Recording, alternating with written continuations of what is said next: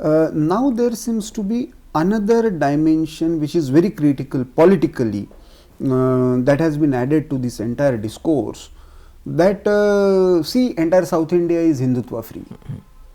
So anti-Hindutva, anti-Sanatana kind of, as if North is about Hindutva and Sanatana and South is now free from it.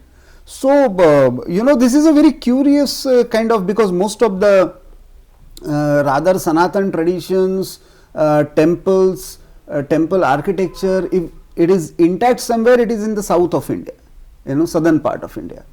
So how to, because there will be political arguments over it, BJP having some vote share or not, or RSS having some presence in Tamil Nadu or not, but having this anti-Sanatana and anti-Hindutva view and making it a north-south divide, how do you see this? See, answering to that point, also we have to analyze it bit more. In-depth analysis is needed. See, just to go through the history of Bharat, which you have mentioned earlier, the southern part of Bharat, of course, the colonial invasion happened first in south, but that also in the later period, south never faced such a great onslaught as the eastern part of the Bharat has faced. Of course, the Islamic invasion also happened in the north, especially the northwest area, especially, and later on whole part of north. Thanks to Vijayanagara Samrajya, Kakatiya Samrajya empire, then Vijayanagara Samrajya and also Maratha Samrajya, the south was aloof from these type of attacks. I think my conclusion regarding this, religious belief, as far as you have mentioned the Sanatana Dharma concept, the religious belief is very strong in south. I would like to say the religious aspect of Hindutva is very strong in Bharat personally. That's why in Shabarimala, Guruvayur, Tirupati, lots of people are converging together. But maybe because I'm not fully confident about that what which I am saying, but my inference or conclusion is that in north, because of these continuous attacks and all, there developed very strongly the nationalist aspect of Hindutva strongly in north. So because of that, you can just, I would put before you 2-3 examples also.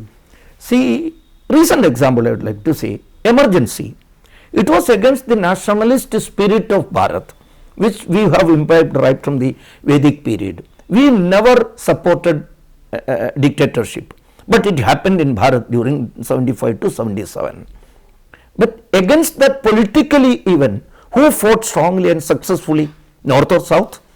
You may be knowing that in south, for example, Kerala, which is being posed as the most literate and politically aware liberal society or Kerala society, they voted maximum seat to that dictator after emergency. Can you say that then why it is happening? Whether they are not aware about the fact or not. My point is that yes, Sanatana Dharma in the personal level or the religious framework, it is very strong there. But as far as the northern part of Bharat, I am dividing. There the nationalist north of Vindhya, north of India to be more specific. There you can feel that the national spirit more regarding. So again, during Ram Janmabhoomi agitation also, Ram Janmabhoomi agitation, yes, it has got a religious fervor strong, but it has got a nationalist content also. Rama is not just a religious leader. Absolutely. It was the leader of the nation. But a person from south, I would like to say, the general public are not yet ready to accept Rama as a nationalist leader, I would like to say. It was against Bharatiyatva against a foreign invasion. That is Rama versus Babar, if you put it, or Rama Janmabhoomi Mandir versus the so-called imposed that Babri Masjid. So in structure.